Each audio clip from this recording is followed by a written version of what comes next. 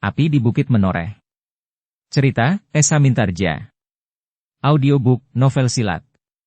Bab 510. Gelagah Putih menarik nafas panjang.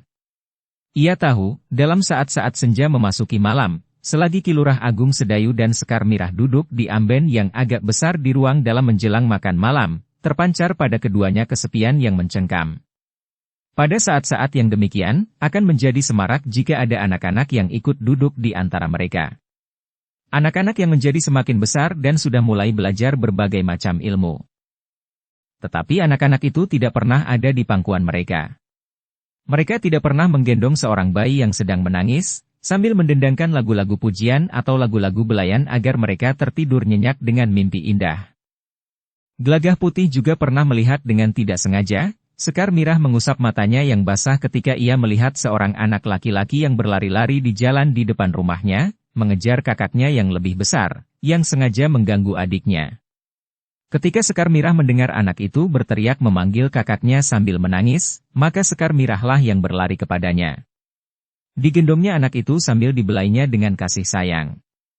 Sekar Mirah tidak mengusap air mata anak itu, tetapi ia justru mengusap air matanya sendiri. Gelagah Putih terbangun dari angan-angannya ketika Ki Lurah Agung Sedayu bertanya. "Kau tahu maksudku, Gelagah Putih?" "Aku tahu, Kakang." Paman Widura tentu juga menginginkan seorang cucu. Satu-satunya harapan yang dapat memberinya seorang cucu adalah kau, Gelagah Putih. Gelagah Putih menundukkan wajahnya. Dengan nada berat ia pun berkata, "Ya, Kakang. Aku mengerti. Tetapi aku berharap bahwa sebelumnya aku ingin memberikan arti dari hidup kami berdua bagi Mataram. Jika kau tidak mendapatkan tongkat baja putih itu?" Gelagah Putih terdiam. Gelagah Putih yang mendapat tugas untuk menemukan tongkat baja putih itu tentu dapat berganti orang. Para pemimpin Mataram menyadari bahwa tugas itu adalah tugas yang sangat berat dan sulit. Karena itu mereka tidak dengan semena-mena memerintahkan kepada seseorang bahwa orang itu harus dapat membawa tongkat baja putih dan menyerahkannya ke Mataram. Para pemimpin Mataram masih berpijak kepada kenyataan akan keterbatasan seseorang. Karena itu, maka yang diperintahkan oleh Mataram adalah berusaha dengan sungguh-sungguh untuk dapat membawa tongkat itu ke Mataram. Tetapi jika usaha itu harus gagal karena berbagai macam kendala, maka Mataram tidak akan menyalahkannya. "Ya, Kakang. Mataram memang tidak memerintahkan aku untuk pergi mencari tongkat baja putih itu, dengan ancaman bahwa aku tidak boleh pulang sebelum aku berhasil. Karena itu, maka kau harus mempunyai batasan waktu bagi dirimu sendiri. Maksudku, pada saat lewat batasan waktu itu kau tidak dapat membawa tongkat baja putih itu ke Mataram, maka kau dapat mengembalikan tugasmu itu." Para pemimpin di Mataram tentu dapat mengerti. Bahkan orang-orang yang memiliki nama besar di Mataram pun mungkin tidak akan dapat melakukannya. "Aku akan memikirkannya kelak, Kakang." "Baiklah, Gelagah Putih. Tetapi jangan kau sia-siakan tugasmu secara pribadi. Jangan kau biarkan kerinduan Paman Widura membatu di dadanya." "Aku mengerti, Kakang. Nah, aku ingin menasehatkan kepadamu. Kemanapun kau akan mencari tongkat baja putih itu, sebaiknya kau menemui ayahmu dan minta diri." "Aku pernah datang minta diri kepada ayah, Kakang. Tetapi ada baiknya kau ulang. Agaknya kau juga sudah lama tidak menemui ayahmu dan kakak sepupumu, Kakang Untara. Akan lebih baik jika kau sempat singgah di rumah Adi Swandaru barang sehari. Bukankah jaraknya tidak terlalu jauh?" "Ya, Kakang. Biarlah nanti aku membicarakannya dengan Rara Wulan." Ki Lurah Agung Sedayu tidak dapat mencegah niat Gelagah Putih dan Rara Wulan untuk memburu tongkat baja putih itu. Selain menjalankan tugas yang memang dibebankan kepada mereka, keduanya memang menginginkan sebuah pengembaraan, selagi mereka masih terhitung muda. Nampaknya mereka ingin mendapatkan pengalaman dalam sebuah petualangan, meskipun kadang-kadang mereka harus menghadapi bahaya yang sangat berat. Malam itu Gelagah Putih telah membicarakan segala sesuatunya dengan Rara Wulan. Bahkan keduanya sempat berada di sanggar untuk mengamati, apakah Rara Wulan benar-benar telah pulih kembali, setelah ia terluka pada saat Rara Wulan membenturkan ilmunya melawan ilmu pamungkas tumpak. Namun baik Rara Wulan maupun Gelagah Putih telah meyakini bahwa segala sesuatunya telah pulih kembali. Kekuatan ilmu Rara Wulan pun telah putih seperti sedia kala. Kemampuan dan keterampilannya, tenaga dalamnya dan segala-galanya telah menjadi pulih kembali. Kita dapat berangkat kapan saja, Kakang, berkata Rara Wulan. Kakang Agung Sedayu menganjurkan agar kita minta diri kepada ayah di padepokan orang bercambuk. Bukankah kita berniat berjalan ke barat? Aku sudah mengatakannya kepada Kakang Agung Sedayu. Tetapi Kakang Agung Sedayu tetap minta agar kita menyempatkan diri untuk menemui ayah, Kakang Untara, dan jika mungkin Kakang Suandaru. Rara Wulan mengangguk kecil. Rara Wulan, berkata Gelagah Putih kemudian. Kakang Agung Sedayu menyinggung akan kerinduan ayah Widura terhadap seorang cucu. Cucu, sahut Rara Wulan dengan nada tinggi. Ya. Apa maksud Kakang Agung Sedayu? Kita harus dapat memaklumi. Kakang Agung Sedayu sendiri tidak mempunyai seorang anak. Bokayu Sekar Mirah sangat merindukan dapat menimang seorang bayi di tangannya. Tetapi sia-sia. Meskipun Kakang Agung Sedayu tidak menyalahkan siapa-siapa, tetapi Kakang Agung Sedayu sudah mengingatkan agar pada satu saat kita dapat hidup wajar, bersama dengan anak-anak kita. Rara Wulan termangu-mangu sejenak. Ia memang belum memikirkan keberadaan seorang anak di antara mereka. Tetapi yang dikatakan oleh Agung Sedayu lewat suaminya itu memang menyentuh perasaannya.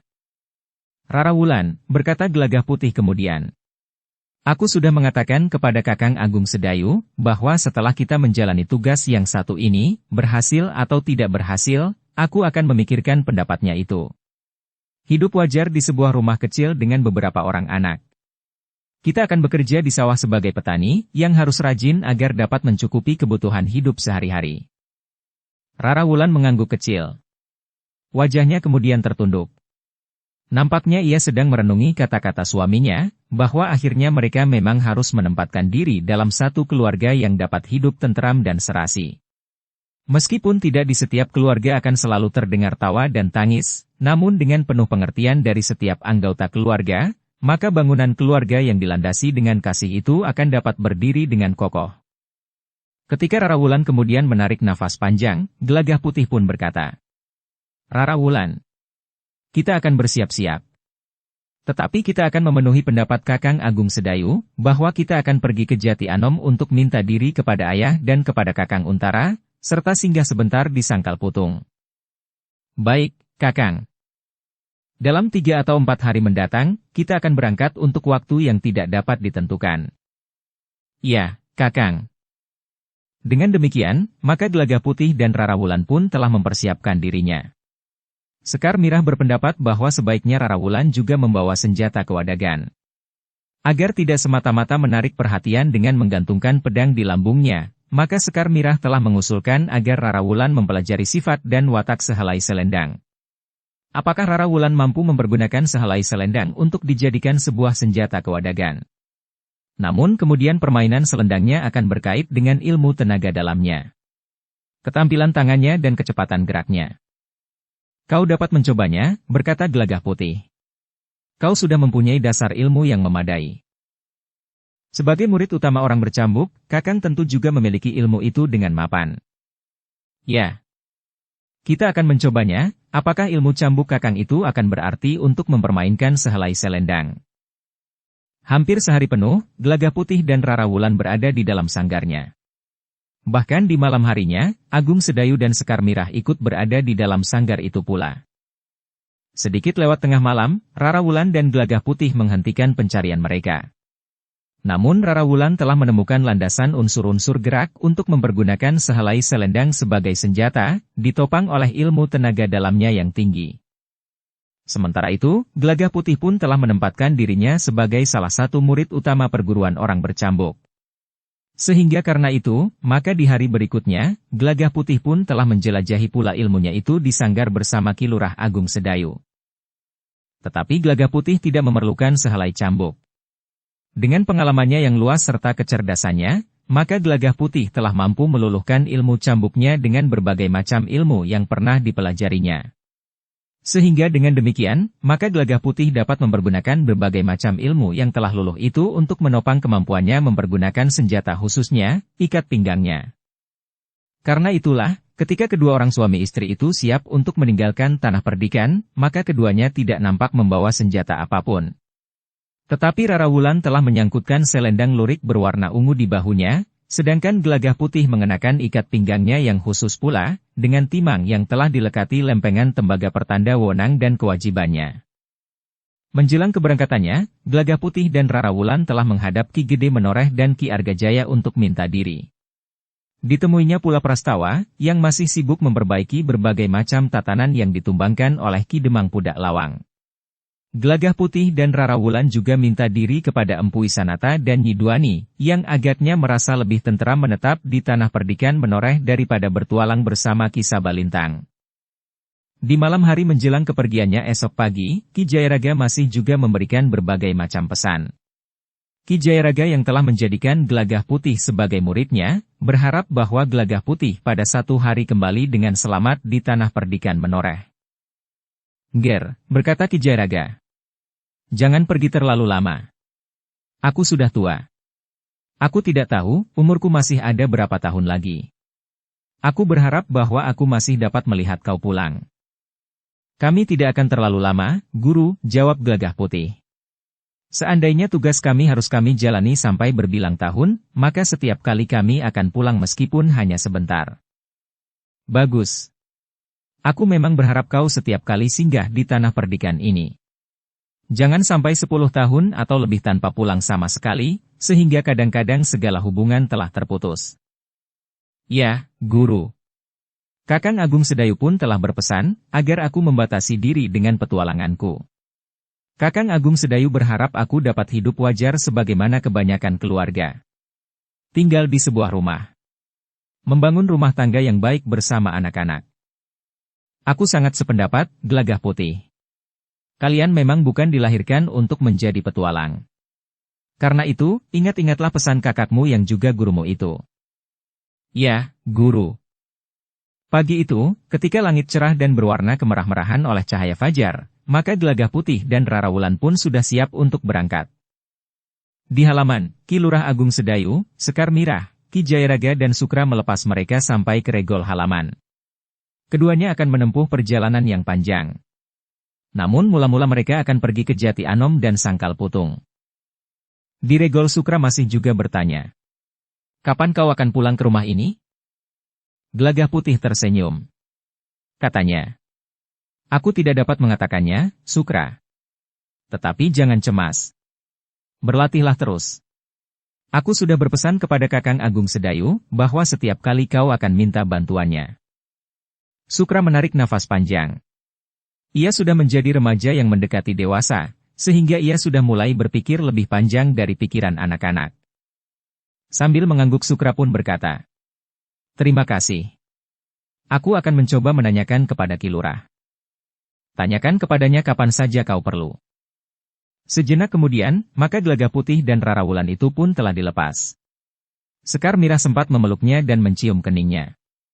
"Hati-hati di jalan, Rara." "Ya, Mbokayu," berkata Ki Gede Menoreh. Setelah mencium tangan Agung Sedayu, maka Rara Wulan itu pun melangkah surut. Sejenak kemudian, bersama suaminya Rara Wulan itu berjalan semakin lama semakin jauh. Ada titik air di mata Sekar Mirah. Namun Ki Lurah Agung Sedayu pun berkata, "Mereka masih muda. Mereka ingin melihat dunia ini lebih banyak lagi. Pada saatnya mereka akan menjadi lebih tenang, dan tinggal di sebuah rumah yang akan menjadi sarang keluarga mereka." Sekar Mirah mengangguk. Tetapi tidak ada sepatah kata pun yang meluncur dari bibirnya. Dalam pada itu, Gelagah Putih dan Rara Wulan berjalan semakin jauh. Mereka sengaja tidak naik kuda. Ada beberapa pertimbangan sehingga akhirnya mereka memutuskan untuk berjalan kaki saja. Sudah berpuluh kali mereka menempuh perjalanan dari tanah perdikan Menoreh ke Jati Anom. Berjalan kaki maupun naik kuda. Karena itu maka rasa-rasanya apa yang mereka lakukan itu adalah kerja yang sudah terbiasa. Gelagah Putih dan Rara Wulan memilih lewat jalan penyeberangan di sisi utara. Mereka memang berniat untuk pergi ke Jati Anom tanpa melewati Mataram. Mereka akan menelusuri jalan-jalan sempit di kaki Gunung Merapi. Gelagah Putih dan Rara Wulan merasa berjalan tanpa diburu oleh waktu. Karena itu, maka mereka tidak merasa tergesa-gesa. Ketika mereka sampai di tepian, mereka sengaja memberi tempat lebih dahulu kepada keluarga yang terdiri dari seorang ayah, seorang ibu, seorang nenek tua dan 6 orang anak. Yang terbesar berumur sekitar 10 tahun, dengan 5 orang adiknya. Bagaimana dengan Angger berdua? Bertanya ayah dari 6 orang anak itu. Aku dapat ikut rakit yang kemudian, jawab Gelagah Putih. Jika aku ikut dalam rakit itu, nanti ada di antara kalian yang harus tinggal di tepian sebelah barat Kali Praga ini. Tetapi Angger berdua datang lebih dahulu. Tidak apa-apa. Kami tidak tergesa-gesa, jawab Gelagah Putih. Terima kasih, Nger. Kami akan menyeberang lebih dahulu. Beberapa saat kemudian, maka rakit pun mulai bergerak. Sementara itu beberapa orang anak muda berdatangan turun dari tebing yang landai di tepian. Seorang di antara mereka berkata, "Kalau kita lebih cepat sedikit, kita dapat memakai rakit itu. Kita pakai yang datang dari sebelah timur itu." "Ya," sahut kawannya. Lalu ia pun berpaling kepada Gelagah Putih dan Rara Wulan. "Heh, kau berikan kesempatanmu kepada orang yang menyeberang bersama cindil abangnya itu. Nanti kau pun harus memberi tempat kepada kami, jika rakit yang menepi dari arah timur itu berhenti." Gelagah Putih dan Rara Wulan termangu-mangu sejenak. Namun Gelagah Putih pun berkata, "Silahkan, Kisanak. Aku tidak tergesa-gesa." "Bagus." Namun kawannya yang bertubuh tinggi tegap seperti raksasa berkata, "Tetapi biarlah perempuan itu naik rakit bersama kami." "Perempuan itu istriku, Kisanak. Ia akan naik rakit bersamaku." "Bukankah bisa saja ia naik rakit bersama kami? Nanti biarlah ia menunggumu di tepian seberang." "Itu tidak perlu." "Mungkin kau menganggap tidak perlu. Tetapi aku berpendapat sebaiknya istrimu naik rakit bersama kami." Seorang kawannya yang lain tiba-tiba saja menyahut, "Ya. Biarlah ia naik rakit bersama kami." "Bukankah itu tidak wajar, Kisanak? Perempuan itu bepergian bersama suaminya. Kenapa ia harus naik rakit bersama orang lain? Sementara suaminya juga akan menyeberang dengan rakit. Jangan banyak omong. Heh, marilah duduk. Ikut aku." Gelagah Putih menarik nafas dalam-dalam. Peristiwa seperti itu masih juga terulang. Masih saja ada persoalan-persoalan kecil yang seharusnya tidak perlu terjadi. Tetapi agaknya anak-anak muda itu sulit untuk diajak berbicara. Nah, rakit itu sudah semakin menepi. "Marilah, Enduk, jangan takut. Kami tidak akan menyakitimu. Bahkan kau akan mendapatkan apa yang belum pernah diberikan oleh suamimu." Jantung Rara Wulan terasa bergejolak. Ketika ia berhadapan dengan Soma dan Tumpak, darahnya serasa mendidih. Bahkan ia telah bertempur dengan Tumpak dan ia tidak dapat menghindari dari pembunuhan yang dilakukannya, pada saat ia membentur ilmu lawannya dengan ilmu pacar Wutah Pusparinonce. Tetapi anak-anak ini berbeda. Mereka tidak tahu apa yang dilakukannya. Mereka tidak menyadari bahwa tingkah lakunya itu akan dapat berakibat buruk. Menghadapi anak-anak muda itu, akhirnya Rara Wulan berkata, "Anak-anak, jangan bermain api. Kalian tentu tahu bahwa tangan kalian akan dapat hangus. Sebagaimana jika kalian bermain air, maka pakaian kalian akan dapat menjadi basah." "Heh!" Perempuan itu memanggil kita anak-anak, orang yang bertubuh raksasa itu berteriak. "Ya. Kalian masih terlalu kanak-kanak untuk mengetahui apa yang sebenarnya kalian hadapi sekarang ini." Gelagah Putihlah yang menyahut. "Karena itu, urungkan niatmu. Jangan mencelakai diri sendiri." "Heh, bocah edan. Apa maksudmu, heh? Menggertak kami, atau sengaja mempermainkan kami? Jika kau masih menyebut kami anak-anak, aku akan menyumbat mulutmu dengan pasir." Gelagah Putih termangu-mangu sejenak. Sementara itu rakit yang ditunggu itu sudah menepi. "Nah, Kisanak. Rakit itu sudah menepi. Jika kalian ingin mempergunakannya lebih dahulu pergunakan. Kami akan menyeberang dengan rakit berikutnya, karena nampaknya rakit itu tidak akan dapat memuat kita semuanya sekaligus. Sudah aku katakan, kau tinggal di sini. Perempuan itu akan ikut bersama kami." Gelagah Putih memang tidak sesabar Agung Sedayu. Karena itu maka katanya, "Pergilah kalian semuanya, atau kami akan mengusir kalian seperti mengusir sekumpulan kucing hutan." Wajah anak-anak muda itu menjadi merah. Seorang yang bertubuh raksasa itu pun segera melangkah maju. Diraihnya baju gelagah putih. Sambil mengguncangkan ia pun berkata, "Ulangi perkataanmu. Aku benar-benar akan menyumbat mulutmu dengan pasir."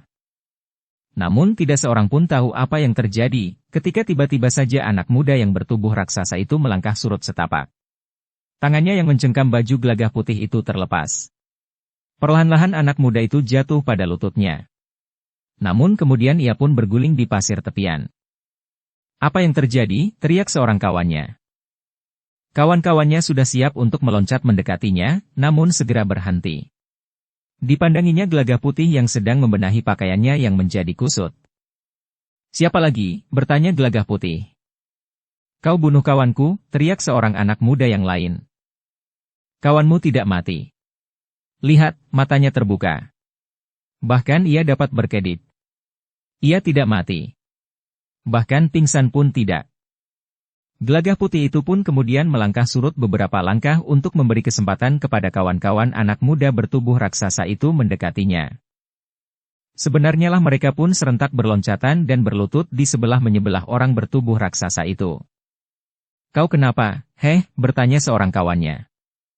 Yang lain sambil mengguncang-guncang menyebut namanya. Yang lain lagi memijit-mijit keningnya. "Kau kenapa? Kenapa?" bertanya kawan-kawannya. Tetapi anak muda bertubuh raksasa itu tidak menjawab. Matanya memang terbuka. Ia sempat melirik kepada kawan-kawannya. Tetapi ia tidak bergerak sama sekali. "Ia menjadi lumpuh," berkata seseorang. "Lumpuh dan sekaligus bisu. Orang itu tentu mempunyai ilmu iblis. Orang itu tukang sihir." "Bunuh saja," teriak seorang di antara mereka dengan kerasnya. Suaranya melengking mengatasi suara kawan-kawannya. Namun seorang yang lain menyahut, "Ya, kita bunuh tukang sihir itu. Ia dapat mengacaukan tatanan kehidupan orang banyak." "Aku bukan tukang sihir," sahut gelagah putih. "Bukankah sudah terbukti? Kau sihir kawanku itu." "Aku tidak menyihirnya. Tetapi aku dapat berbuat demikian terhadap kalian semuanya. Marilah, siapakah yang akan menjalani lebih dahulu?" "Anak iblis, kau." "Bukan aku. Tetapi kalian. Apa yang akan kalian lakukan terhadap istriku adalah kelakuan iblis. Selain iblis, tidak akan berbuat seperti itu." "Diam kau. Sekarang apa yang akan terjadi padamu, harus kau jalani tukang sihir. Jangan mencari perkara, anak-anak muda. Jika kalian berkeras, maka kalian semuanya nanti akan mengalaminya." Wajah anak-anak muda yang marah itu menjadi merah. Mereka mulai berteriak-teriak agar suami istri yang dianggap tukang sihir itu dibunuh saja. Tetapi tidak seorang pun di antara mereka yang bergerak mendahului kawan-kawannya. "Nah, siapakah yang paling awal akan menjadi lumpuh seperti anak itu? Majulah. Iblis kau. Kau harus dibunuh." Anak-anak muda itu masih saja berteriak-teriak. Tetapi mereka masih saja berdiri bergerombol. Tidak seorang pun yang bergerak mendahului yang lain. Gelagah putih pun kemudian berkata, "Kawanmu itu tidak apa-apa. Biarkan saja ia dalam keadaan seperti itu. Nanti, sesilir bawang, ia akan pulih kembali." Gelagah putih tidak menunggu lagi.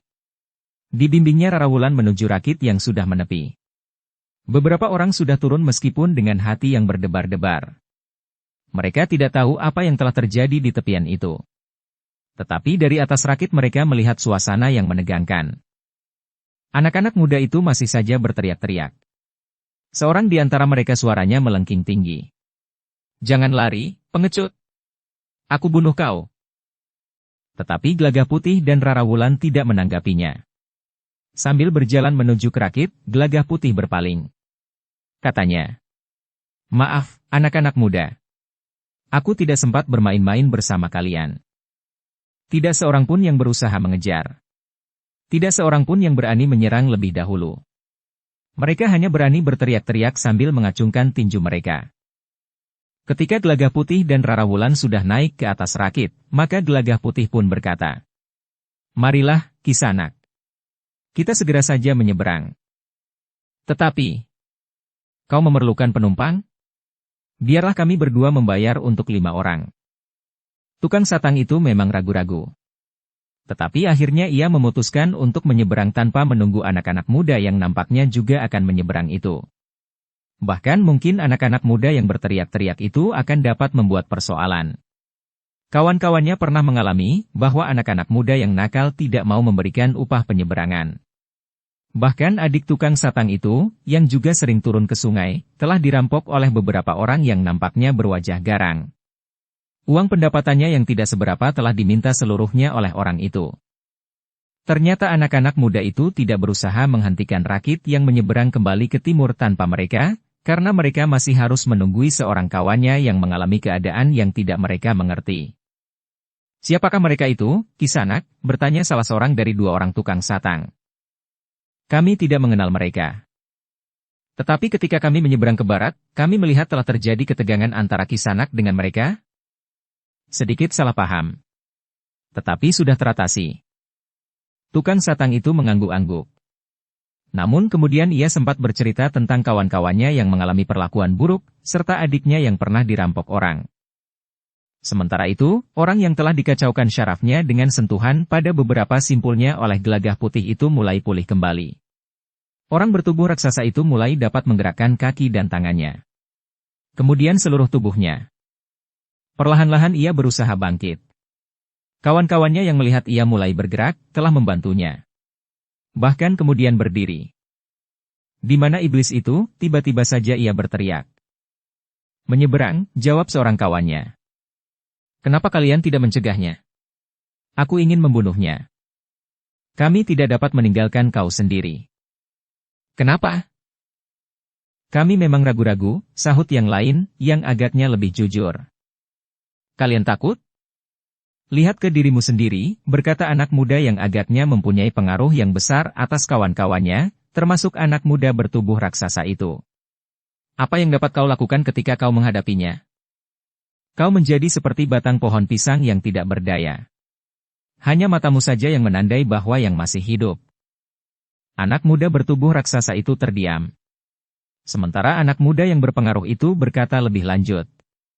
"Orang itu tentu memiliki kemampuan sihir. Karena itu, kita tidak dapat bertindak tergesa-gesa tanpa membuat pertimbangan-pertimbangan yang masak.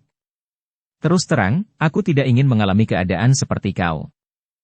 Anak muda yang bertubuh raksasa itu tidak menjawab. "Kita akan menyeberang," berkata anak muda yang berpengaruh itu. Namun rakit berikutnya masih agak jauh. Rakit itu bergerak lamban sekali. 2 tukang satang masing-masing mempergunakan sebatang bambu yang panjang untuk mendorong rakitnya menyeberangkan. Demikian rakit yang berikutnya minggir, yang membawa beberapa orang yang menyeberang dari sisi timur, maka anak-anak muda itu pun segera berloncatan naik. "Cepat! Kayuh ke seberang." Kedua orang tukang satangnya termangu-mangu sejenak. Seorang di antara mereka pun kemudian berkata, "Lihat! Ada 2 orang yang turun ke tepian. Mungkin mereka juga akan menyeberang. Kami tidak mau menunggu. Mereka akan segera sampai kemari. Ia akan naik rakit bersamaku. Cepat!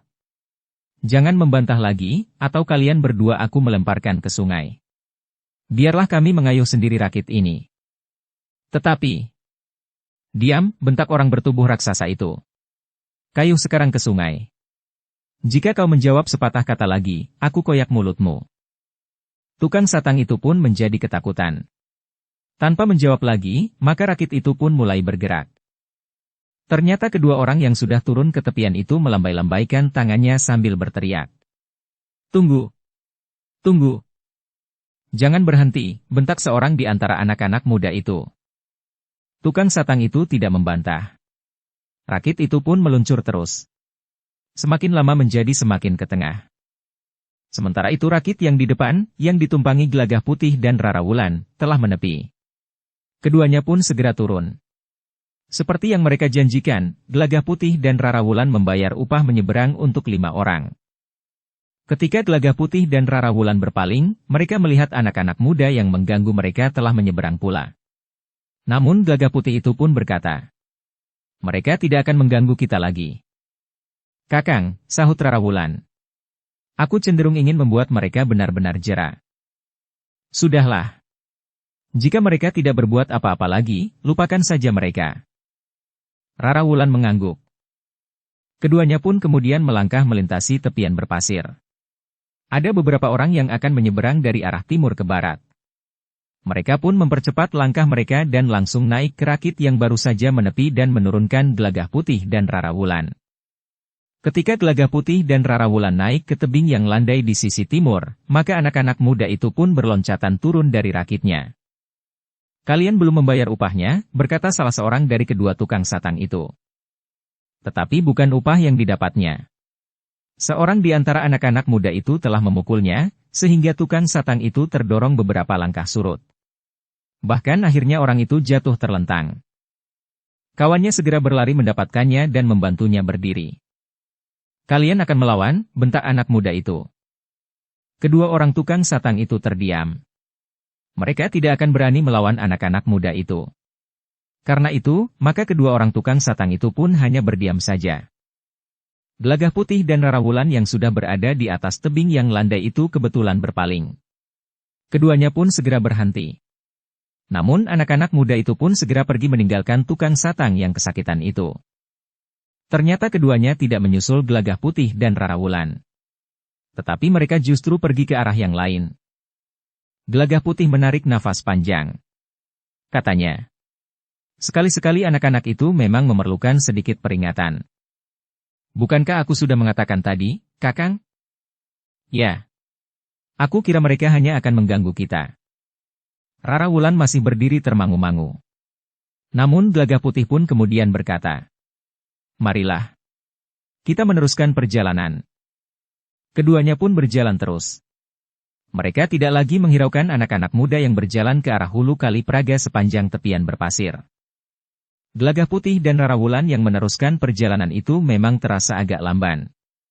Rara Wulan yang mengenakan pakaian sebagaimana kebanyakan perempuan, berpakaian panjang dan menyangkutkan selendang di bahunya, tidak dapat berjalan secepat jika ia mengenakan pakaian khususnya.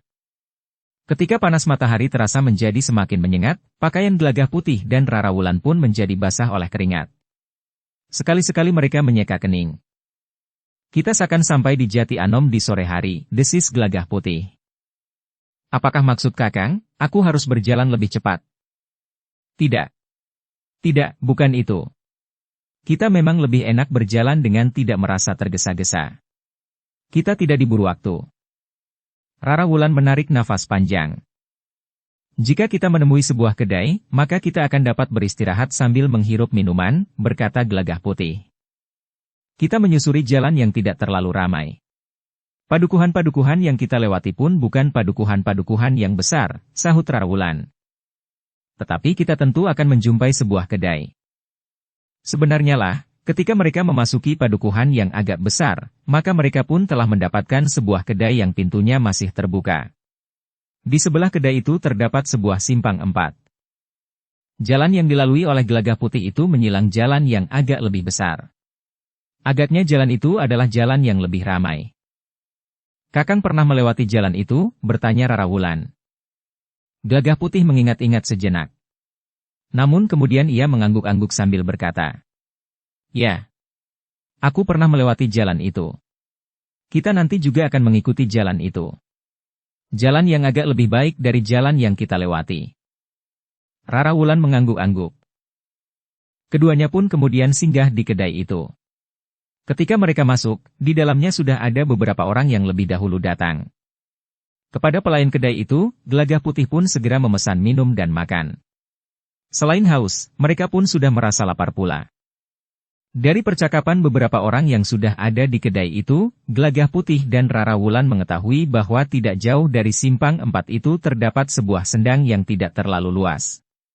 Di sekitar sendang itu terdapat berbagai macam pohon raksasa. Ada sebuah tugu batu yang sudah sangat tua. Sendang itu ternyata banyak dikunjungi orang. Siang dan malam. Pada hari apa saja.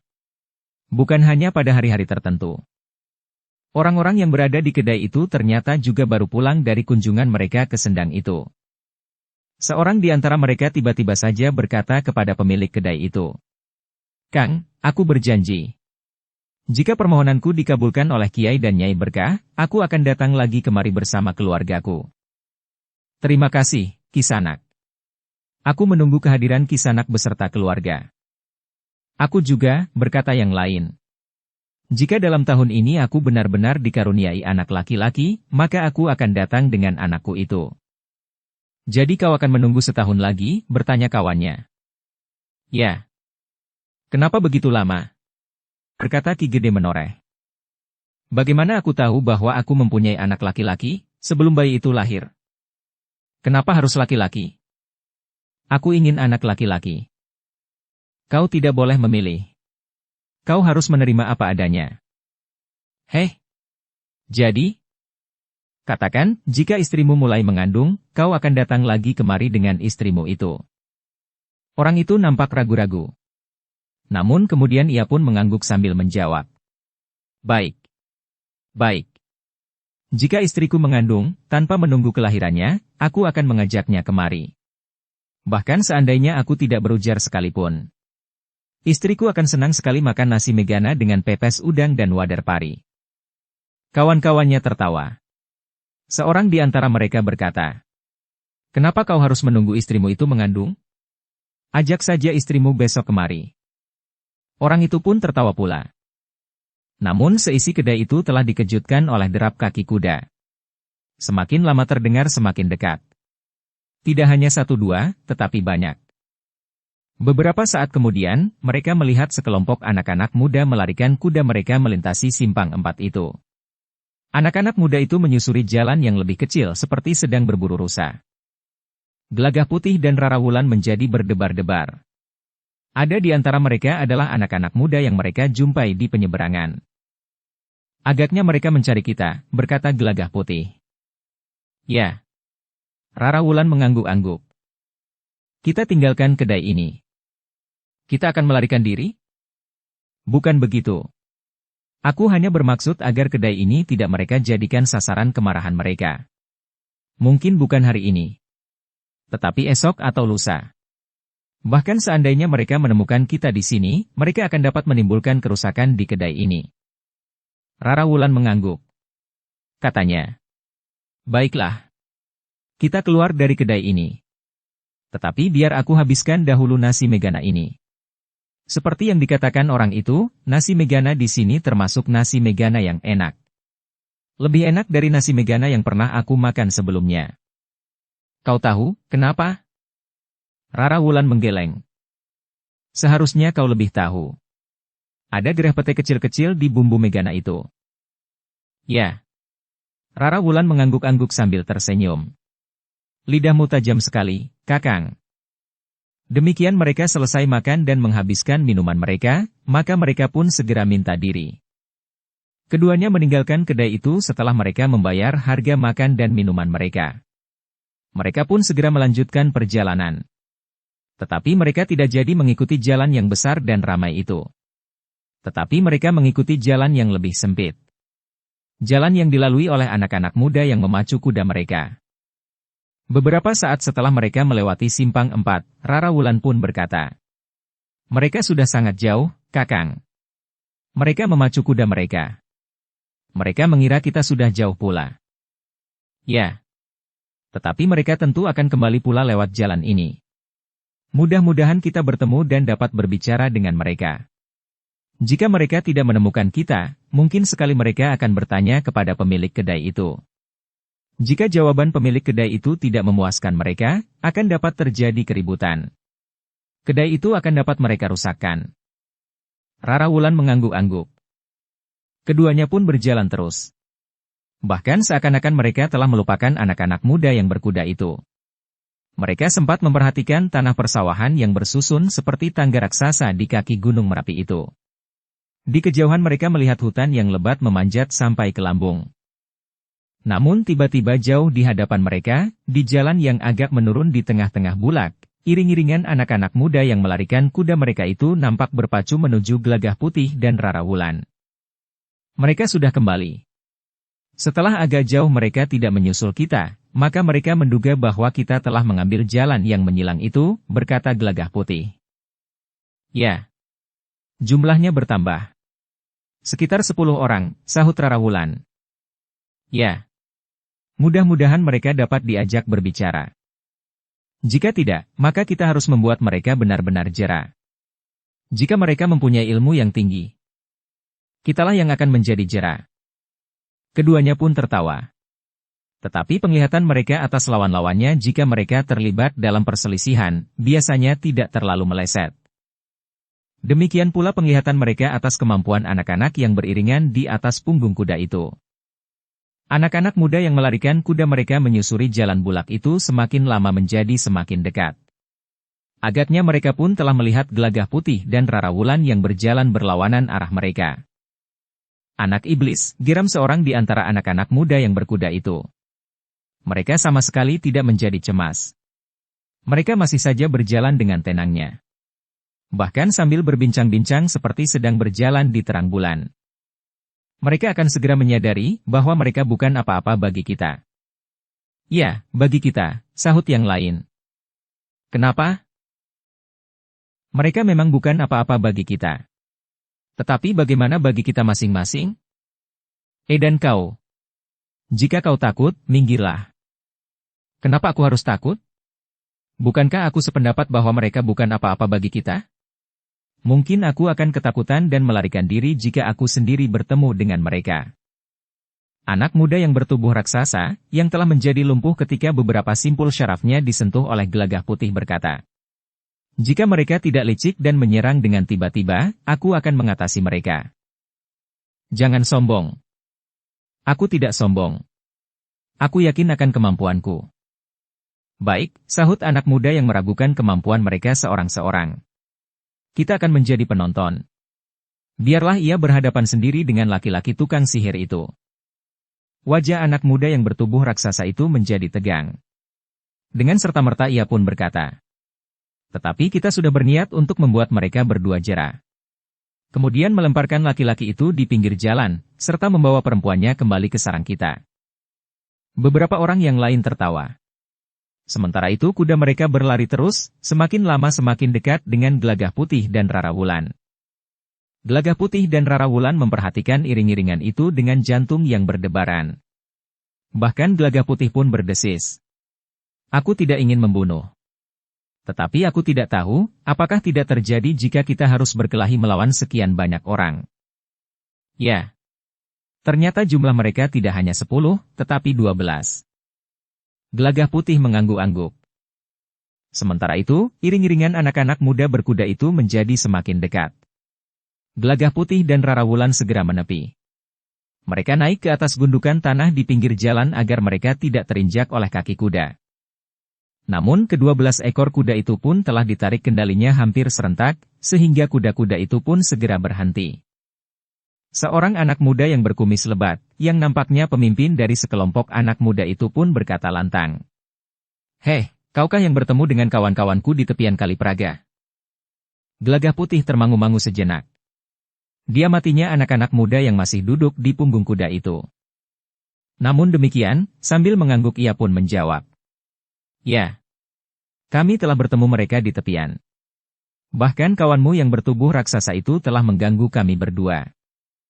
Tetapi anak muda yang bertubuh raksasa itu berteriak, "Bohong! Kau telah memfitnah!" Gelagah Putih mengerutkan dahinya.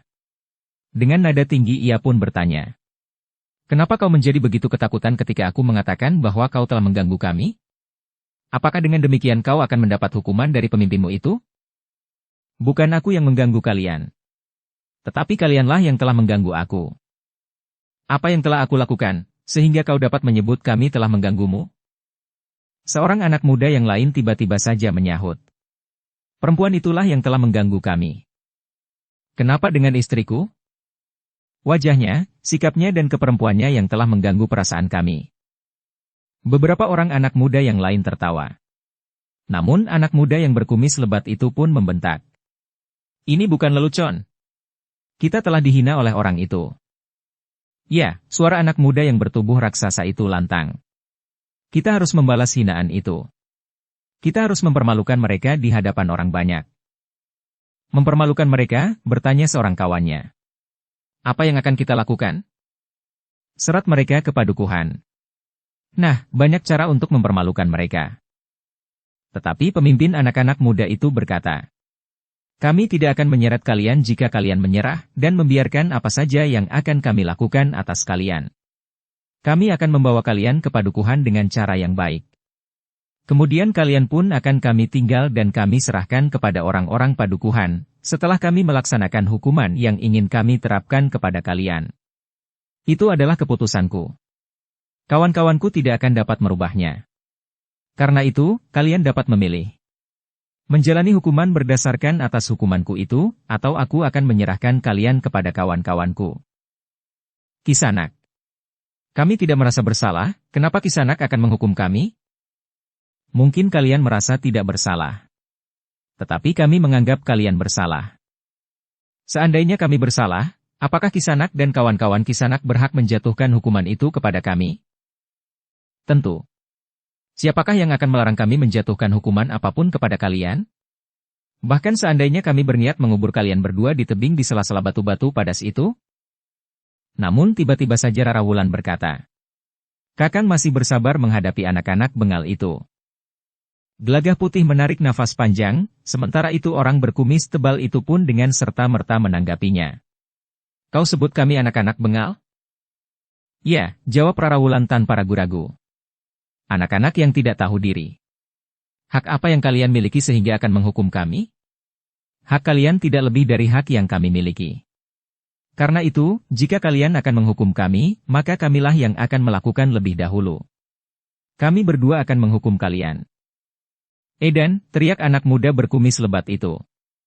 "Ternyata kalian benar, kawan-kawan, kedua orang ini adalah orang-orang gila. Karena itu jangan menunggu lebih lama lagi. Tangkap mereka dan seret ke padukuhan di simpang 4 itu.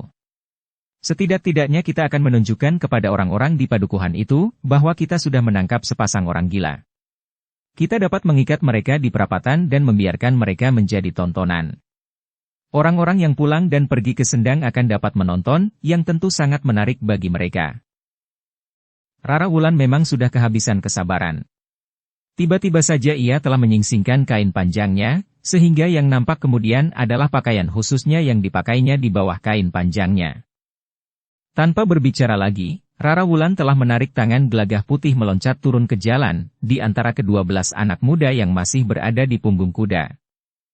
Adalah tidak terduga, bahwa Rara Wulan telah menghentakkan selendangnya menyentuh perut salah seekor kuda itu, sehingga kuda itu pun terkejut. Sambil meringkik keras kuda itu mengangkat kedua kaki depannya. Namun ketika sekali lagi perutnya tersentuh selendang Rara Wulan, maka kuda itu menyandi binal. Kuda itu pun meloncat menerjang kuda-kuda yang lain, berlari kencang sekali. Beruntunglah bahwa anak muda yang berada di punggungnya sudah terjatuh pada saat kuda itu berdiri. Sehingga ia tidak lagi dibawa lari oleh kuda yang seakan-akan menjadi gila itu. Beberapa orang yang lain, yang tidak berhasil menguasai kudanya, telah berloncatan turun pula, sehingga 5 dari 12 ekor kuda telah berlari meninggalkan kuda-kuda yang lain, yang masih dapat dijinakkan. Kuda dari anak muda yang berkumis itu pun telah berlari pula. Anak muda yang berkumis lebat itu pun telah terjatuh pula. Tangannya yang sebelah kiri terasa menjadi sangat nyeri. Sedangkan punggungnya menjadi sakit pula. Demikian pula kawan-kawannya yang telah meloncat dan terjatuh dari kudanya. Orang-orang yang kesakitan itu mengumpat-umpat kasar. Sedangkan kawan-kawannya yang lain pun telah berloncatan turun pula. Mereka pun segera mengikat kuda-kuda mereka pada pepohonan yang tumbuh di pinggir jalan itu. Namun untuk beberapa saat mereka termangu-mangu melihat pakaian yang dikenakan oleh Rara Wulan. Dengan demikian mereka sadar, bahwa mereka berhadapan dengan seorang perempuan yang tentu bukan sebagaimana kebanyakan perempuan. Perempuan ini tentu memiliki kemampuan dalam olah kanuragan, berkata anak-anak muda itu dalam hatinya. Karena itu, maka ia sama sekali tidak nampak menjadi cemas dan ketakutan. Dalam pada itu, Gelagah Putih dan Rara Wulan yang sudah bersiap menghadapi segala kemungkinan, masih saja mencoba memberi peringatan. Dengan lantang Gelagah Putih berkata, "Aku masih akan mencoba menghindari kekerasan. Kekerasan tidak akan berarti dan tidak akan menguntungkan bagi kita. Mungkin ada di antara kita yang terluka atau mengalami cedera yang parah.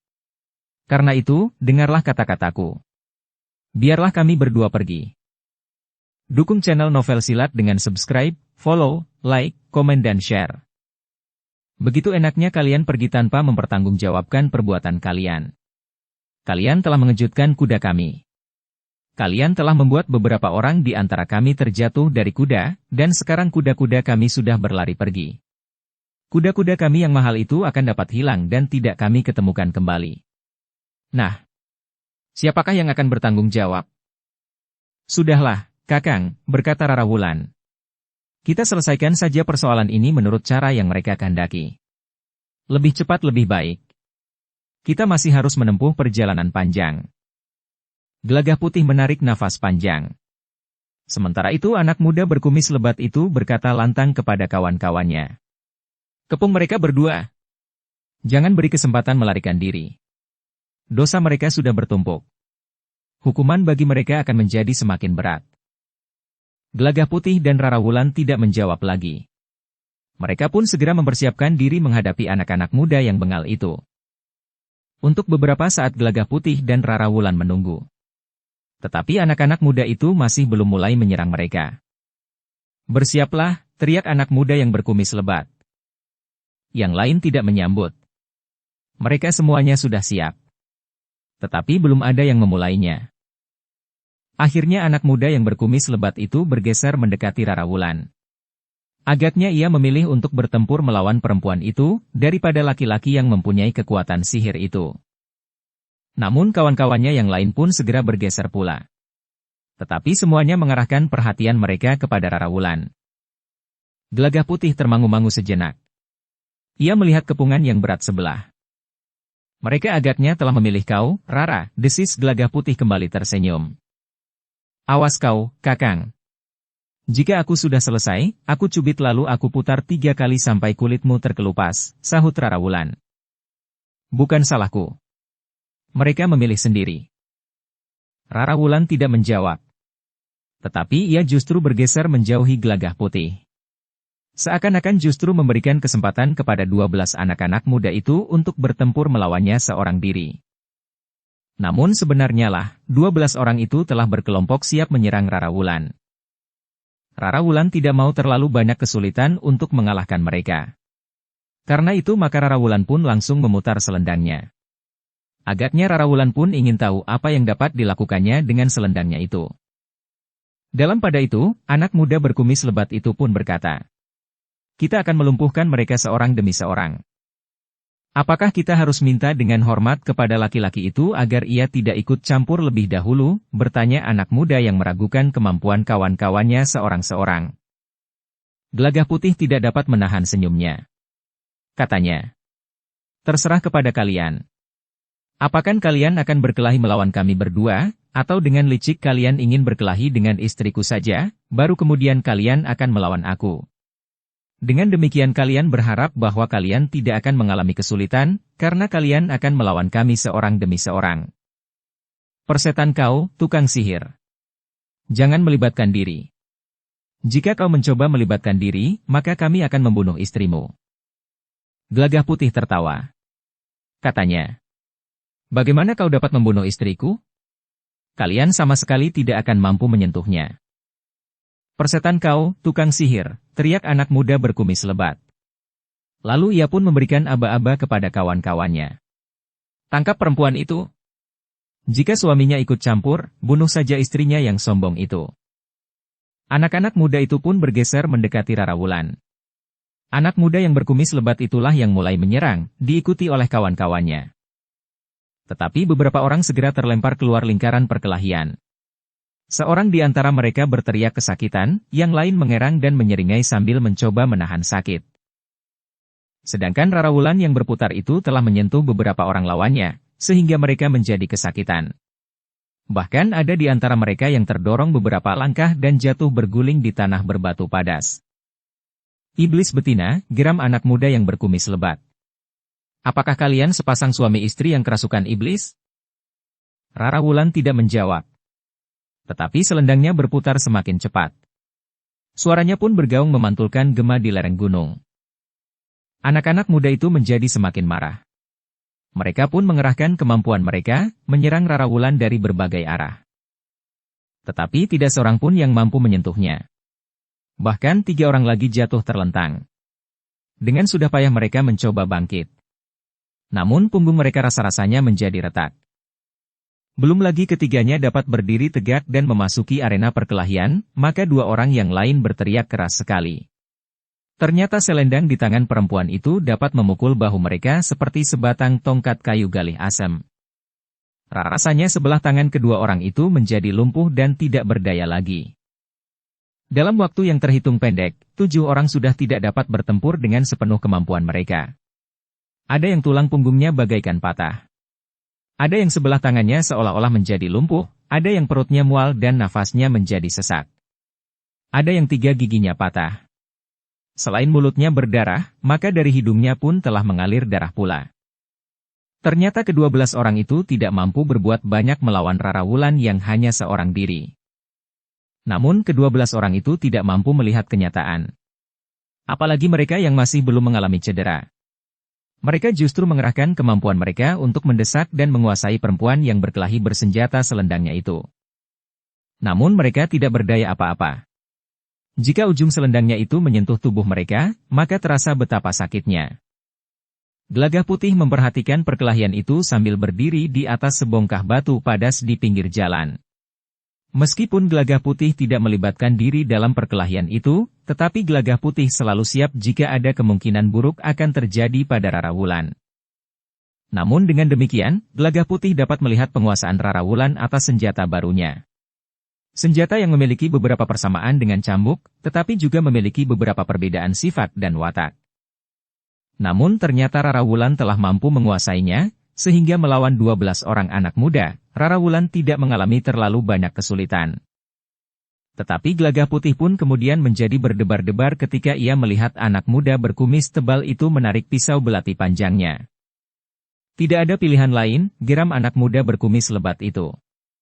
Jika kau tidak menyerah, maka kami terpaksa membantaimu di sini. Ketika kawan-kawannya melihat anak muda berkumis tebal itu menarik senjatanya, maka yang lain pun telah melakukannya pula. Yang membawa pedang di lambungnya, telah menarik pedangnya pula. Yang membawa parang, golok, luuk dan sebagainya telah berada di genggaman tangan mereka. Rara Wulan pun bergeser surut. Dia matinya anak-anak yang telah menggenggam senjata di tangan mereka itu. Jangan menyesali nasibmu yang buruk, iblis betina, geram anak muda yang berkumis lebat itu. Meskipun demikian, aku masih memberimu kesempatan sekali lagi. Kesempatan yang terakhir. Menyerahlah. Tetapi yang menjawab adalah Gelagah Putih. Anak-anak muda. Kalian telah memilih penyelesaian yang sangat berbahaya. Jika kalian mempergunakan senjata kalian, maka kalian semuanya berada dalam bahaya. Persetan kau, tukang sihir. Jika kau menjadi ketakutan, suruh istrimu menyerah. Kami akan mengikatnya dan membawanya ke perapatan di dekat kedai itu.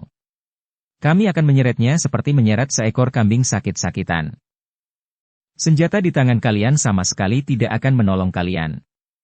Tetapi yang akan terjadi adalah sebaliknya. Omong kosong.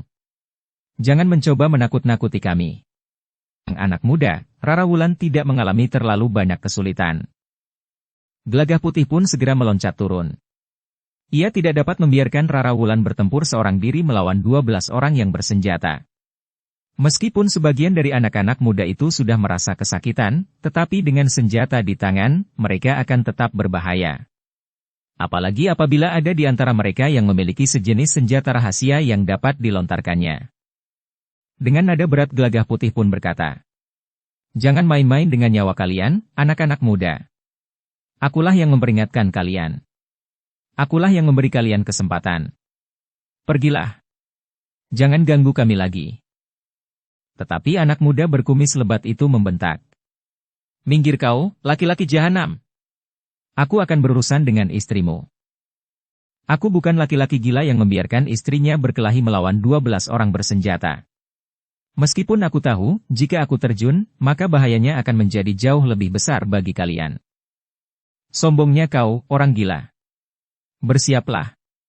Kalian berdua akan mati." Namun terdengar Rara Wulan berkata, "Jangan mencampuri permainan kami, Kakang. Aku akan menyelesaikannya. Jangan berlelah-lelah dalam permainan yang tidak menarik sama sekali itu, Rara. Biarlah aku ikut, agar permainan buruk ini lekas selesai. Bukankah kita masih akan berjalan jauh?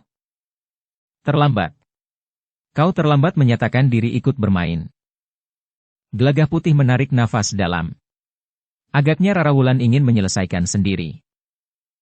Namun Gelagah Putih masih juga berkata, bukankah lebih baik terlambat daripada tidak sama sekali?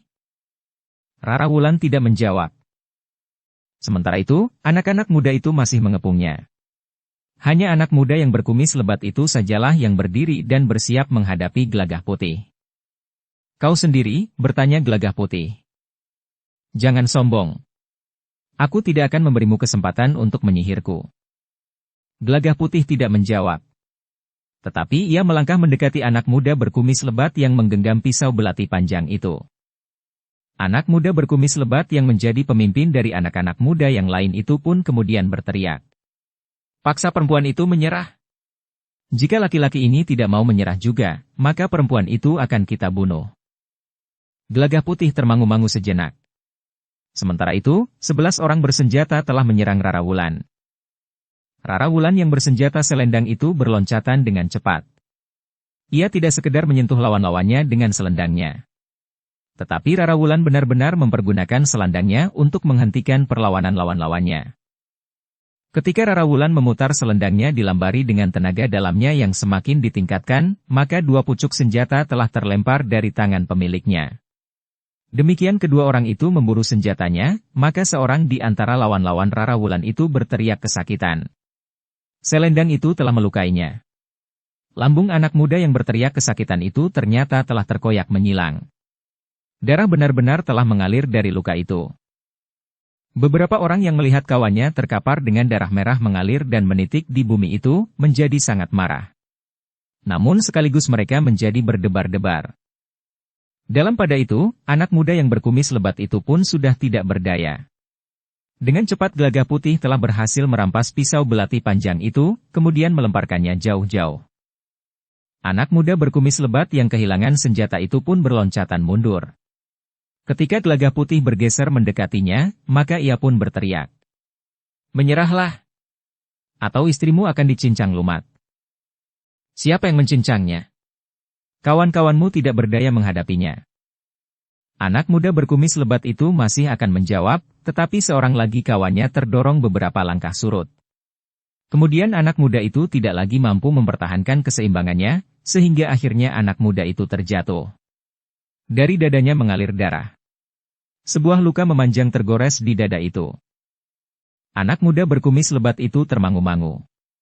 Gelagah Putih tidak segera menyerangnya. Seakan-akan Gelagah Putih dengan sengaja memberinya kesempatan untuk menyaksikan apa yang terjadi. Gelagah Putih sendiri bagaikan tercekam melihat Rara Wulan mempermainkan senjatanya. Ternyata Rara Wulan benar-benar menguasai selendangnya, sehingga seakan-akan selendangnya itu mampu bergerak sendiri sesuai dengan keinginan Rara Wulan. Selendang itu sekali-sekali melingkar dengan lentur. Namun tiba-tiba saja selendang itu seakan-akan telah berubah menjadi sebuah tongkat besi yang keras. Tetapi sejenak kemudian, ujung selendangnya menjadi bagaikan tajamnya mata pedang yang baru diasah. Bahkan dengan tidak terduga, ujung selendang itu dapat pula mematuk seperti pangkal landean tombak panjang yang terbuat dari kuningan. Dengan lambaran tenaga dalamnya, maka selendang itu menjadi sangat berbahaya di tangan Rara Wulan. Dalam pada itu, anak muda yang berkumis lebat itu menjadi sangat gelisah. Kawan-kawannya tidak segera berhasil menangkap perempuan itu untuk memaksa suaminya menyerah.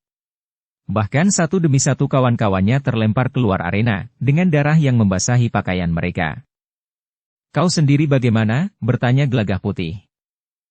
Anak muda itu tidak segera menjawab. Ambil pisau belatimu. Jika kau ingin menangkap perempuan itu, libatkan dirimu. Anak muda itu tidak segera menjawab. Namun ketika seorang lagi kawannya yang bertubuh raksasa itu mengaduh kesakitan karena lengannya terkoyak, maka anak berkumis lebat itu pun berkata, "Aku akan mengambil pisau belatiku. Aku akan membunuh perempuan itu. Ambillah. Aku tidak akan menghalangimu." Mula-mula anak muda itu menjadi ragu-ragu. Namun akhirnya ia pun melangkah memungut pisau belatinya. Sementara itu Gelagah Putih sama sekali tidak mengganggunya. Lakukan apa yang ingin kau lakukan, desis Gelagah Putih. Anak muda berkumis lebat itu termangu-mangu sejenak. Namun ia pun kemudian telah melangkah maju mendekati arena pertempuran. Tetapi ketika ia memasuki arena, maka hampir semua kawan-kawannya sudah terluka. Meskipun mereka masih mengepung Rara Wulan, tetapi lingkaran kepungan itu pun menjadi semakin longgar. Anak-anak muda itu menjadi tidak berani lagi mendekat. Bahkan dua orang yang masih belum tersentuh senjata Rara Wulan pun telah menjadi ketakutan. Kita bunuh perempuan itu, teriak anak muda berkumis lebat itu. Tetapi tidak seorang pun yang beranjak dari tempatnya. Jangan takut, teriak anak muda itu. Kawan-kawannya masih belum bergerak. Sementara itu Gelagah Putih berkata, "Kenapa kau hanya berteriak-teriak saja? Kenapa kau tidak segera menyerangnya?" Wajah anak muda itu menjadi merah. Namun ketika ia bergeser setapak maju, Rara Wulan berdiri tegak menghadap kepadanya, sehingga anak muda berkumis lebat itu bagaikan membeku di tempat. Dalam pada itu terdengar Rara Wulan berkata, "Aku memberi kesempatan terakhir pada kalian. Pergilah. Siapa yang tinggal, akan aku bunuh tanpa belas kasihan." Wajah-wajah mereka pun menjadi pucat. Agaknya perempuan itu tidak sekedar menakut-nakutinya. Ia benar-benar akan melakukannya. Sementara itu, ketika seorang di antara mereka bergeser mundur, maka kawan-kawannya pun bergeser mundur pula. "Apakah kalian takut?" teriak anak muda berkumis lebat. Tidak ada yang menjawab. Tetapi mereka masih saja bergerak menjauhi Rara Wulan. Ketika Rara Wulan melangkah maju ke arah anak muda berkumis lebat itu, maka anak muda itu pun bergeser mundur pula sambil berteriak, "Cepat! Selesaikan perempuan itu!" Tidak ada yang bergerak maju. Sementara Gelagah Putih berkata pula, "Kenapa kau sendiri tidak melangkah maju?" Anak muda itu justru melangkah surut ketika Rara Wulan menjadi semakin dekat. Tiba-tiba saja Rara Wulan itu membentaknya. "Pergi! Pergi!" Anak muda berkumis lebat itu terkejut. Seakan-akan di luar kehendaknya, ketika anak muda itu meloncat beberapa langkah surut. Sementara Rara Wulan masih saja mendekatinya. "Pergi! Pergi!" Rara Wulan itu menjerit dengan nada tinggi. Tiba-tiba saja anak muda berkumis lebat itu meloncat meninggalkan arena. Dengan sekuat tenaganya ia berlari menyusuri jalan berbatu padas itu. Kawan-kawannya yang telah kehilangan kudanya pun telah berlari pula mengikutinya. Yang lain, yang telah mengikat kudanya di pinggir jalan, berlari ke kuda mereka. Sejenak kemudian, maka 12 orang anak muda itu sudah berlari meninggalkan Rara Wulan. Sepeninggal mereka, maka Gelagah Putih pun berkata, "Permainan selendangmu ternyata di luar dugaan, Rara." Namun wajah Rara Wulan masih saja tegang. Katanya, "Ya, seadanya saja." "Bukan seadanya. Ilmumu benar-benar mengagumkan. Selama ini aku hanya melihat kau berlatih di sanggar. Tetapi kali ini aku melihat kau berlatih menghadapi 11 orang bersenjata." "Apanya yang mengagumkan?" Nada suara Rara Wulan datar. Gelagah Putih mengerutkan dahinya. Ia baru merasakan bahwa sikap Rara Wulan agak berbeda. Karena itu maka ia pun bertanya, "Kenapa kau tidak memperbolehkan aku ikut bermain?" "Untuk apa kau ikut? Bukankah sejak semula kau sudah mengatakan bahwa anak-anak muda itu lebih tertarik kepadaku dari kepadamu?" Gelagah Putih tiba-tiba tertawa. Tetapi suara tertawanya terputus ketika Rara Wulan itu meloncat mencubit lengannya kemudian memutarnya. "Rara! Sakit!" Gelagah Putih berteriak. "Aku tidak peduli. Kenapa kau tidak minta kakangmu itu menurunkan ilmu kebalnya kepadamu? Lepaskan. Lepaskan. Besok kalau aku sudah memiliki ilmu kebal, kau dapat melakukannya lagi." Rara Wulan tidak melepaskannya. Bahkan tangannya memutar semakin keras, sehingga Gelagah Putih harus mengerahkan daya tahan tubuhnya untuk mengatasi rasa pedih di lengannya itu. "Lepaskan, Rara. Aku tidak akan mengulanginya lagi." Rara Wulan melepaskan lengan Gelagah Putih, sambil berkata, "Lain kali aku buat kau jera dengan ilmu pacar Wutah Pusparinonce." "Baik. Baik. Lain kali kita tidak akan bertemu lagi dengan 12 anak muda yang bodoh itu." Rara Wulan hampir saja meloncat lagi. Tangannya sudah terjulur. Namun niatnya diurungkannya. Bahkan Rarawulan dan juga Gelagah Putih bergeser beberapa langkah mundur.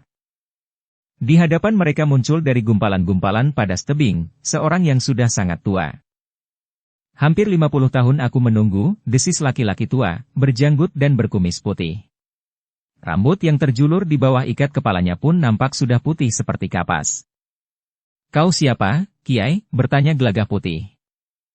Sambil terbungkuk-bungkuk orang itu bergeser selangkah maju. Tangan kanannya berpegangan pada sebatang tongkat kayu. Orang tua itu memandang Gelagah Putih dan Rarawulan berganti-ganti. Kemudian suaranya yang parau pun terdengar pula. "Apakah benar kalian dua orang suami istri?" "Ya, Kiai." "Apakah kalian sudah mempunyai anak?" "Belum, Kiai. Aku menunggu kalian lewat." "Sudah aku katakan, sudah hampir 50 tahun aku menunggu. Aku sudah pernah lewat jalan ini, Kiai. Kebetulan aku tidak melihatnya. Tetapi menjelang batas hidupku, akhirnya aku dapat menemukan kalian. Bukan hanya karena kalian suami istri yang belum mempunyai anak, tetapi memiliki unsur-unsur gerak yang nampak pada kalian berdua." "Maksud Kiai?" "Aku sempat melihat kalian berkelahi melawan anak-anak muda bengal itu." Gelagah Putih dan Rarawulan termangu-mangu. "Ger, sebenarnya aku ingin mempersilahkan kalian singgah. Ada beberapa hal yang ingin aku sampaikan kepada kalian berdua." "Di mana rumah Kiai?" "Di tengah-tengah hutan itu. Aku tinggal di sebuah rumah yang aku ketemukan di sana. Rumah yang sudah sangat tua. Nampaknya rumah itu dibangun pada masa permulaan Kerajaan Demak. Namun kemudian telah ditinggalkan penghuninya. Ketika aku ketemukan rumah itu sudah kosong. Kotor dan rusak. Aku mencoba membersihkannya dan tinggal di dalamnya." "Kiai sendirian saja?" "Tidak. Aku tinggal bersama seorang muridku yang setia. Juga seorang yang sudah tua, meskipun ketika ia menjadi muridku, ia masih seorang remaja." Gelagah Putih dan Rarawulan termangu-mangu sejenak. Menilik wujud, sinar matanya serta bayangan di wajahnya, orang tua itu bukan seorang yang jahat. Tetapi siapa tahu isi hati seseorang. "Angger berdua," berkata orang itu pula. "Sekali lagi aku ingin mempersilahkan kalian berdua singgah. Aku ingin minta kalian berdua menolongku. Aku sudah terlalu tua." Gelagah Putih dan Rarawulan saling berpandangan sejenak. Namun kemudian keduanya mengangguk kecil. "Baiklah, Kiai," berkata Gelagah Putih. "Aku akan singgah. Tetapi jika berkenan, aku ingin bertanya, siapakah Kiai itu sebenarnya?" "Aku bukan orang penting yang pernah dikenal, Nger. Namaku Namaskara. Orang memanggilku Kiai Namaskara. Tetapi itu adalah karena salahku sendiri. Aku jarang sekali keluar dari rumah yang aku ketemukan itu." Gelagah Putih dan Rarawulan mengangguk-angguk. Sementara itu, Kiai Namaskara itu pun berkata, "Marilah, Nger. Ikutlah aku." Tetapi aku sudah tidak dapat berjalan lebih cepat dari seorang bayi yang sedang merangkak. Gelagah Putih dan Rarawulan tidak menjawab. Mereka kemudian mengikuti orang yang sudah sangat tua itu berjalan di antara onggokan batu-batu padas, menyelinap ke arah hutan di kaki Gunung Merapi. Gelagah Putih yang sudah pernah melewati jalan itu, tidak pernah mengetahui bahwa ada lorong kecil di tebing, di balik onggokan batu-batu padas yang ditumbuhi gerumbul-gerumbul perdu yang kurus dan tidak banyak berdaun. Kiai Namaskara berjalan terlalu lambat bertelekan tongkat kayunya. Sebelah tangannya berpegangan pada bongkah-bongkah batu padas di sebelah lorong sempit itu. Ternyata jalan yang harus ditempuh cukup panjang. Lepas dari tebing berbatu-batu padas, mereka sampai ke sebuah lorong yang basah. Kemudian mereka memasuki hutan di kaki gunung. Hutan yang masih lebat tertutup oleh segala jenis pepohonan. Dari pohon-pohon raksasa sampai ke pohon-pohon perdu serta batang ilalang. Jalan menjadi semakin sulit, Kiai Namaskara berjalan semakin lambat. Tetapi ketika Gelagah Putih akan membantunya, orang yang sudah sangat tua itu berkata, "Terima kasih, Nger. Biarlah aku berjalan sendiri. Aku sudah terbiasa melewati lorong setapak ini." Gelagah Putih tidak menjawab. Tetapi ia tidak lagi berusaha membantu Kiai Namaskara yang berjalan di depan dengan tongkat kayunya. Namun beberapa saat kemudian jantung Gelagah Putih dan Rarawulan berdebaran. Tiba-tiba saja di hadapan mereka berdiri 2 ekor harimau loreng yang sangat besar. Hampir sebesar kerbau. "Tunggu, Kiai," berkata Gelagah Putih. "Biarlah aku dan istriku berjalan di depan." "Kenapa?" bertanya Kiai Namaskara. "Harimau itu." Kiai Namaskara tersenyum. Katanya, "Harimau yang baik, Nger. Harimau itu tidak akan mengganggu kita." Gelagah Putih dan Rara Wulan menarik nafas dalam-dalam. Mereka siap untuk memusatkan nalar budinya, mempergunakan ilmu pamungkas mereka menghadapi sepasang harimau yang besar itu. Sebenarnya lah sepasang harimau itu tidak mengganggu ketika Kiai Namaskara berjalan di sebelah mereka. Sambil mengelus kepala kedua ekor harimau itu berganti-ganti, Kiai Namaskara berkata, "Jangan ganggu tamuku." Kedua ekor harimau itu menjilat punggung telapak tangan Kiai Namaskara, seakan-akan mereka sedang mencium tangan itu. "Bagus," berkata Kiai Namaskara. "Pergilah bermain." Kedua ekor harimau itu memandang Gelagah Putih dan Rara Wulan berganti-ganti. Bagaimanapun juga Gelagah Putih dan Rara Wulan harus mempersiapkan diri. Harimau tentu berbeda dengan seseorang, yang dengan langsung memahami pesan sebagaimana diucapkan oleh Kiai Namaskara itu. Namun kedua harimau itu memang tidak menunjukkan sikap bermusuhan. Mereka melangkah mendekati Gelagah Putih dan Rara Wulan. Dipandanginya Gelagah Putih dan Rara Wulan sejenak. Namun kedua ekor harimau itu pun kemudian melangkah perlahan-lahan meninggalkan mereka, masuk ke dalam belukar yang lebat. Kiai Namaskara pun melanjutkan perjalanannya yang lambat, diikuti oleh Gelagah Putih dan Rara Wulan. Bertiga mereka memasuki hutan di lereng gunung itu semakin dalam. Namun Gelagah Putih dan Rara Wulan menjadi heran. Jalan yang mereka lalui semakin dalam justru menjadi semakin lebar. Langkah Kiai Namaskara terhenti ketika beberapa ekor kera berloncatan ke pundak dan tangannya. Beberapa yang lain menghadang di tengah jalan. "Minggir," berkata Kiai Namaskara. "Jangan halangi jalanku. Aku membawa 2 orang tamu." Beberapa ekor kera itu berpaling kepada Gelagah Putih dan Rara Wulan. Sementara Kiai Namaskara pun berkata pula, "Minggirlah. Kami akan lewat." Kera-kera itu pun berloncatan menepi. Tidak seekor pun di antara mereka yang mengganggu. Gelagah Putih dan Rara Wulan menjadi semakin heran, ketika mereka melihat sebuah pintu gerbang tua yang sudah rusak. Namun menilik bekasnya, pintu gerbang itu tentu pintu gerbang yang baik. Tiang-tiangnya, tulang-tulang atapnya berukir, dan bahkan masih ada bekas sunggingan berwarna-warni. Namun sudah menjadi buram dan bahkan terkelupas. Ketika mereka menjadi semakin dekat dan berjalan di bawah pintu gerbang yang sudah rusak itu, Gelagah Putih sempat mengamati ukiran dan sunggingan di tiangnya. "Prada. Kau lihat, Rara?" Yang menyahut justru Kiai Namaskara. "Ya, Prada." Bangunan yang ada di dalam halaman yang berpintu gerbang itu juga berukir, disungging dan diwarnai dengan prada pula, meskipun sudah menjadi hampir tidak kelihatan tertutup oleh debu dan yang lain mulai terkelupas. "Aku tidak mampu menyelamatkan bangunan yang menjadi semakin rusak itu." Gelagah Putih dan Rara Wulan termangu-mangu. Namun mereka tertegun ketika mereka melangkah memasuki halaman yang luas, yang nampak bersih dan terpelihara rapi. Di tengah-tengah halaman yang tua itu berdiri sebuah rumah tua yang sudah mulai rusak, meskipun mendapat perawatan yang cukup. Tetapi kayu-kayunya mulai menjadi lapuk. Di sana-sini nampak beberapa jenis kayu yang berbeda dari bangunan aslinya. Nampaknya ada beberapa bagian yang sudah diganti, tetapi dengan bahan seadanya. Bersambung ke bab 511. Dukung kami dengan subscribe, follow, like, komen dan share. Terima kasih.